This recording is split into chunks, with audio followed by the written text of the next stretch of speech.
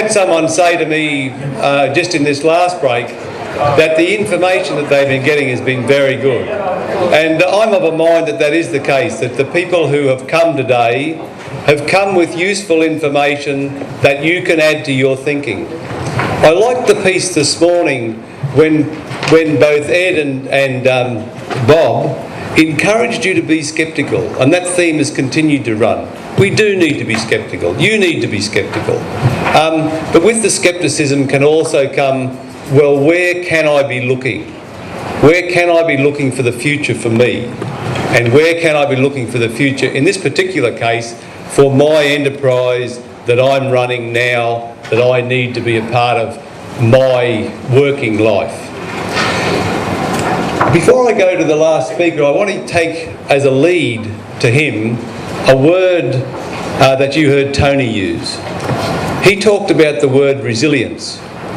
One of the things that you're going to hear now from Alan Lauder is that you're going to hear about the idea of resilience.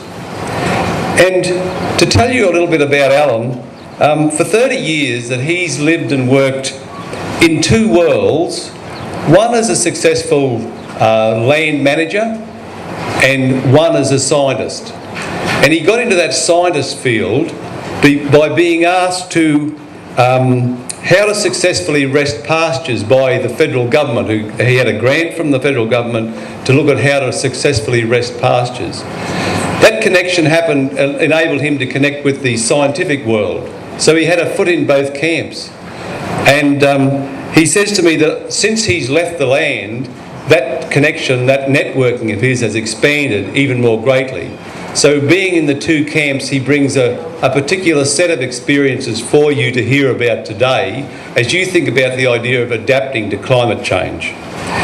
Now,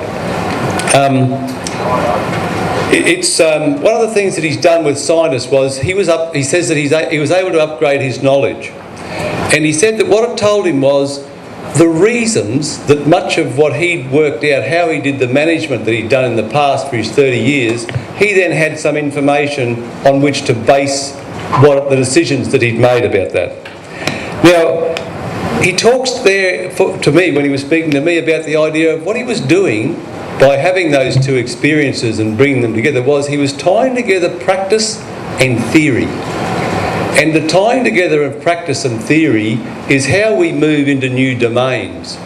And new domains are about how do we learn to do something different, something that's relevant to today.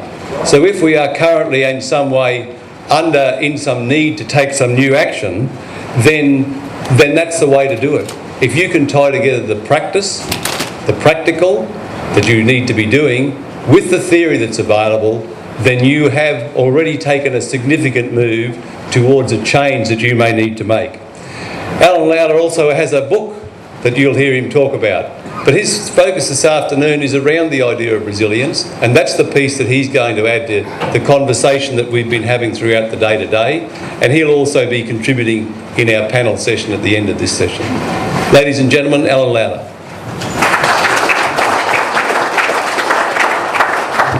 Thanks, Jerry.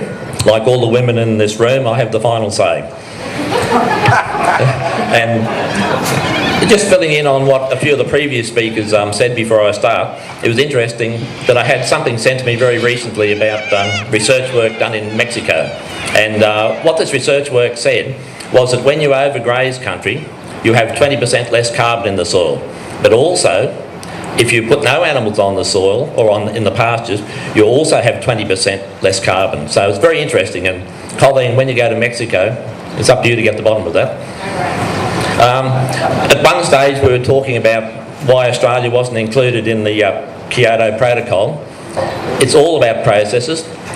Kyoto decided that if you wanted to include carbon, or soil carbon, we were going to use 1990 as the base year. We all know about 1990, it was a bloody wet year. If only the bastards had picked 1982, we would have been in it, because we could only go one way. Another interesting thing that was put to me the other day was that, and I'm not going to go into what the previous speaker spoke to you about all these climate change issues, but if you actually liquefied the atmosphere, in other words, a bit like getting a gas and put it in the cylinder, the actual amount of atmosphere, the oceans would be 500 times bigger than the atmosphere if you liquefied it. And the only reason I raise this is you can really see why this whole debate is going where it is, because if it's such a small component of the Earth in the real sense, it means it's very hard to interfere with it. But I'm not going down that path anyway. I mean, I don't believe in dead heroes. It was interesting, not too long ago I was in the Blackall News Agency, and this woman said to me, she said, "You know what, Alan?" She said, "These dieting programs down in the city," she said, "they're a total waste of money." She said, "All you've got to do is keep your mouth shut and move." This woman got back to the basics. Like the woman in the news agency, I want to concentrate on the basics of what you do as a rural producer. Out here, carbon is a dirty word at the moment.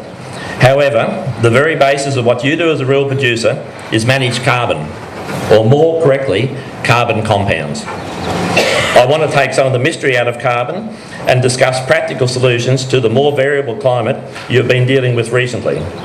I want to link carbon to positive messages like higher profits, increased resilience, and reducing the impact of climate change. Even touch on how to reduce methane emissions in case it does become part of legislation. Before looking into these carbon issues, I would like to start by reflecting on how information is packaged and presented to rural producers. This forum is a good opportunity to raise something which has concerned me for a while. I feel that the way you are provided with information needs to be rethought and reassessed in relation to its effectiveness. I say this because you are managing the big picture, but you keep getting little pieces of information in isolation. Everything is placed in pigeonholes because it is convenient to be this way, unfortunately. In promoting how you need to manage, not enough emphasis is placed on how all the separate compounds you manage interact. 1 minute we're talking soil carbon, then switch the debate to methane emissions, then nutrients on the barrier reef, then erosion. All of these issues are raised without explaining the linkages between them. And credit where it's due, the speakers that preceded me actually didn't commit that crime.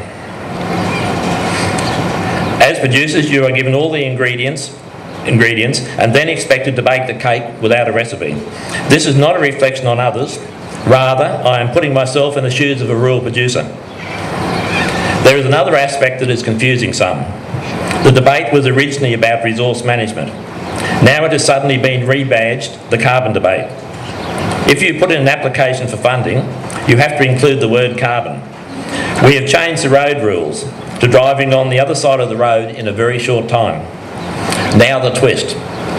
It is ironic that the new emphasis on reducing greenhouse emissions will have an unexpected positive outcome. It will encourage rural producers to concentrate on something that was always in their best interest to do. That is, better managing carbon and the compounds it forms on a rural operation. Last year, Patrick Francis wrote in the editorial of the Australian Farm Journal, "The smart operators are going to store carbon in their soil, not because of carbon credits, but because they will make more money." He wasn't suggesting they should not be rewarded, just highlighting where the largest reward lay. Nature has been using carbon for millions of years to make everything work. This is about what follows carbon. These are your factors of production.